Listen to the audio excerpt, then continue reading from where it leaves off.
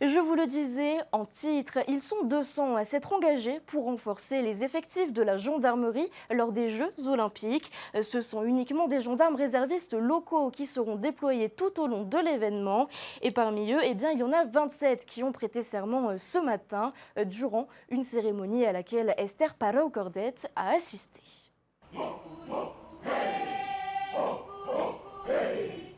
D'un pas cadencé poignant, ces volontaires font le choix d'intégrer la réserve.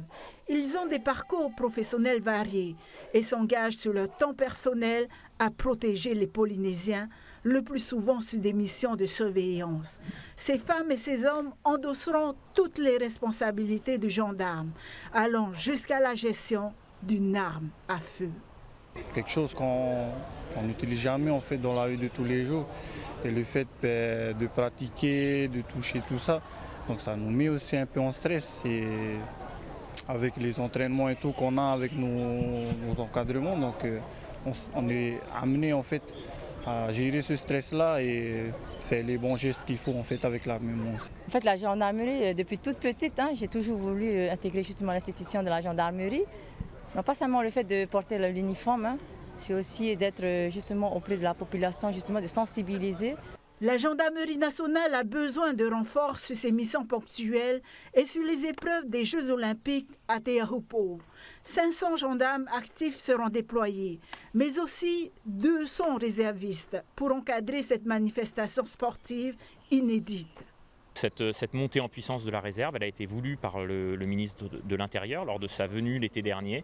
Il avait annoncé le doublement des effectifs de la réserve de la gendarmerie, raison pour laquelle on a mis en place 3 formations successives depuis le mois de septembre, qui nous ont permis d'atteindre cet objectif aujourd'hui, puisque avec l'incorporation de ces 27 nouveaux réservistes, on a atteint la cible des 200 réservistes. La dernière commission de pilotage des Jeux olympiques a précisé un calendrier sur tous les événements en matière de sécurité. Il y aura un dispositif spécifique qui sera ordonné donc par le haut-commissaire et avec une gestion, on va dire, en temps réel. Donc, c'est-à-dire qu'aujourd'hui, on anticipe, on écrit des dispositifs pour prévoir par rapport au calendrier que nous connaissons. Il reste moins de 6 mois pour peaufiner le programme et notamment la sécurisation de la flamme olympique, voulue par le ministre de l'Intérieur.